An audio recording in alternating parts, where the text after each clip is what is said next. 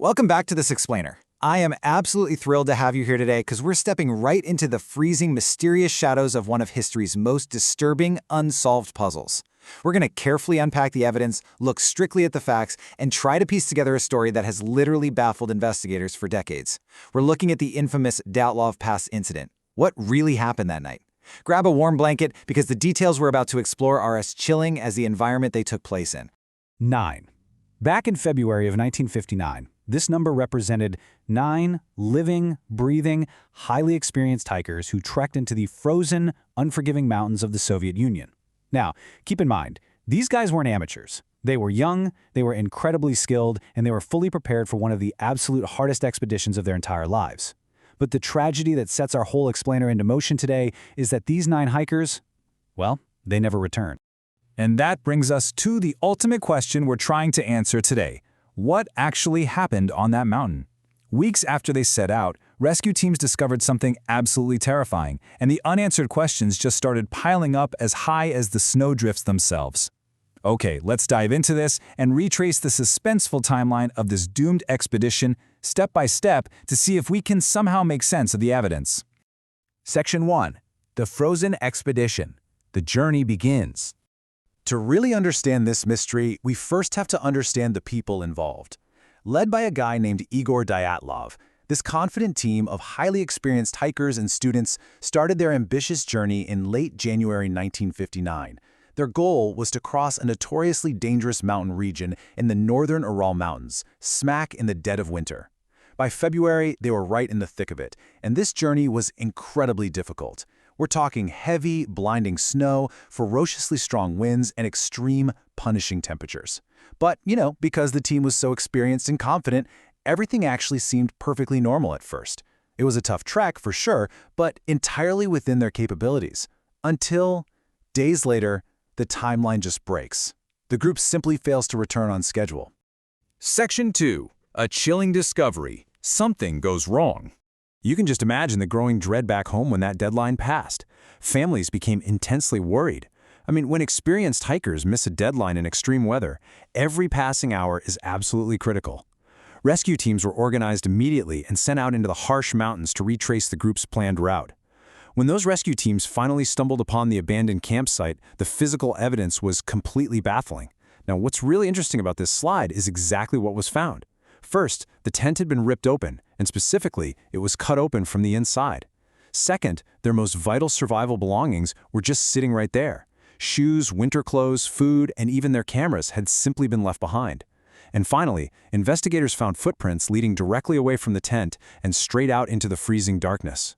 Which leads us directly to this jarring contradiction. Why in the world would experienced hikers suddenly run outside into freezing temperatures?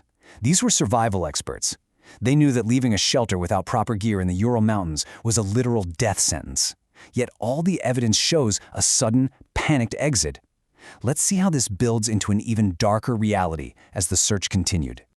When investigators followed those mysterious footprints leading away from the torn tent, what they found was highly confusing.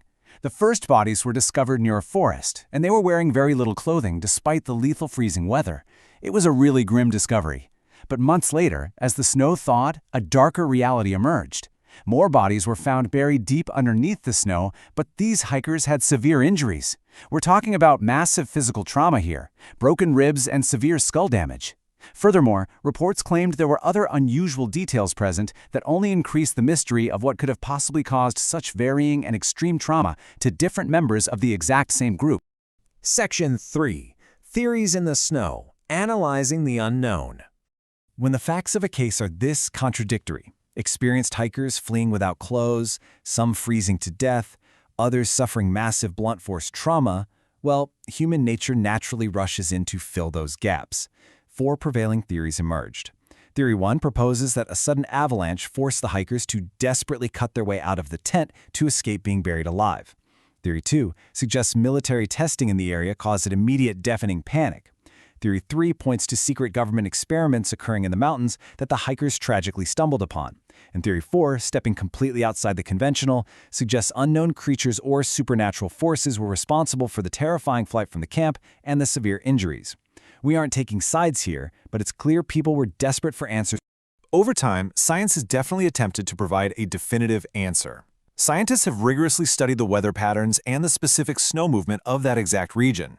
So the crucial point is this modern scientific theory, the delayed snow collapse. Some modern researchers believe that a unique combination of severe wind and the way the hikers dug their tent into the slope caused a sudden, highly localized slab of snow to collapse directly onto the tent in the middle of the night. Now, this would theoretically explain the sudden panic, the need to cut out of the tent, and potentially some of those crushing injuries. However, as definitively as science tries to wrap this up, the reality is that not everyone agrees. Despite the delayed snow collapse theory making logical sense of some of the evidence, many people, including seasoned investigators, still believe important details are completely missing. The sheer force required to cause the skull and rib damage, plus the bizarre state of the initial bodies found, just leave lingering doubts that a small snowslide tells the entire story. Section 4. An unsolved mystery, more than 60 years later.